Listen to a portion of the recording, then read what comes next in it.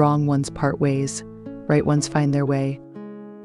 Today's article I'm sharing with you is about the death trap of middle-aged couples, which is scarier than extramarital affairs. Surprisingly, there are still people who are unaware of it. Who has experienced it? Who knows? Those endless daily quarrels are more unbearable than chronic illnesses.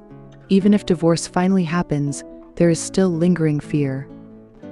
But when you calm down and think about it, the fights between spouses often seem like going crazy over trivial matters. They are not significant when taken seriously, but at that moment they become insurmountable obstacles. So they keep on arguing hysterically until they exhaust the last bit of affection. Conflicts escalate without knowing their origin, and love seems to drive people mad. My friend Yezi is currently on the brink of this. Every time she comes to me, I can clearly sense the burning anger and resentment within her, even though she tries hard to restrain herself from venting. I feel like I can't bear it anymore. Whenever I think of him, I feel suffocated and out of breath. Every day when I come home, we only talk about work, but what I need is a husband who can talk to me. Is this request excessive? He used to care about people, but now when I confide in him, he always looks puzzled and asks, "What's wrong with you? It's infuriating." He never keeps his promises, so why make them in the first place? Each time it's almost the same emotional outburst. But if you ask him what exactly bothers him so much, he can't articulate it. He's just irrationally angry, feeling everything is flawed. On the other hand, her husband is also on the verge of collapse. He comes to me saying he can't take it anymore, and even contemplates suicide.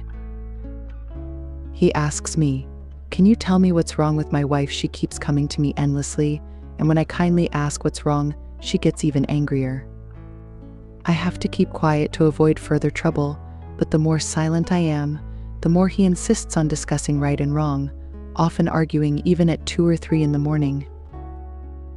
From an outsider's perspective, there's no major conflict like infidelity, abuse, or gambling between them.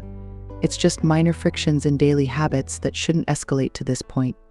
Yet their marriage is genuinely immersed in turmoil every single day. It makes one sigh at the fact that conflicts arise from nowhere and intensify, making spouses feel anxious without knowing why. Those unintentional remarks become reasons for the next argument. As they torment each other, anyone witnessing it would feel a mix of emotions. Yet Yezi hasn't divorced yet for 2 reasons. 1, she herself feels reluctant. Despite all the complaints, she can't find a good reason to leave. When her emotions are stable, she admits that others wouldn't be as accommodating as her. She feels she's demanding too much. But when her emotions flare up, she says, "As a husband, if he only likes me when I have a good temper, then I don't want him." So how can a constantly quarreling marriage break the ice? What should be done? Thanks for listening so far.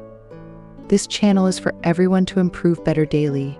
If any of the words or sentences are helpful, then both my team and I will be very happy. Subscribing and following will help keep us moving forward. Let's get back to sharing. For an individual, a partner or child is actually an external entity. It's your own feelings that need attention. This isn't selfish but self-love. Only when you soothe your emotions can you have the energy to deal with various dissatisfaction in the relationship. As a last resort, if you can't bear it anymore, divorce is an option. Why force it? Perhaps due to unwillingness or refusal to admit defeat, your inner self still stubbornly hopes the other will change, hoping they'll learn to be more tolerant without reflecting on themselves or taking the first step to compromise. The underlying message is that only you can meet my needs and only you can give me the love I want. But is that really the case? It's not. Remember when you were single, weren't you carefree? Why, once married, do you forget to love and care for yourself? It's a regression. In front of a partner, we unconsciously regress into spoiled children instead of responsible adults. This situation exists in failed marriages. Just imagine when you're in a heated argument, if you remember that you're capable of controlling your emotions and life, would you lose control or even contemplate suicide? Most likely not. Next, find a time when you're undisturbed and do a little exercise. You can also invite a trusted friend to join you. External support can provide objectivity and courage to face your true feelings.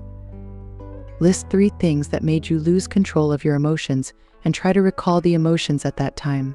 Find the needs behind those emotions. The purpose of this exercise is to turn complaints into energy and arguments into personal growth. Once you understand your needs, choose an appropriate time to directly tell your partner, "My dear, I hope you can. When you can't do it, I feel." Saying this doesn't guarantee your wishes will come true because everyone has their own persistence and principles. However, it can prevent misunderstandings and promote mutual understanding. Accepting imperfections in a partner or marriage is like accepting one's own imperfections, a mandatory lesson for everyone. Even the best marriage cannot be perfectly harmonious but deeply understanding and compromising with each other. Similarly, we should give our partners the freedom to express their needs and strive to fulfill them. True love begins when we give, and heartfelt responses ensue. Only then can the intimacy you desire be established. That's all for today's sharing. Feel free to leave a comment with your thoughts. Don't forget to like and share with your friends. Looking forward to meeting you.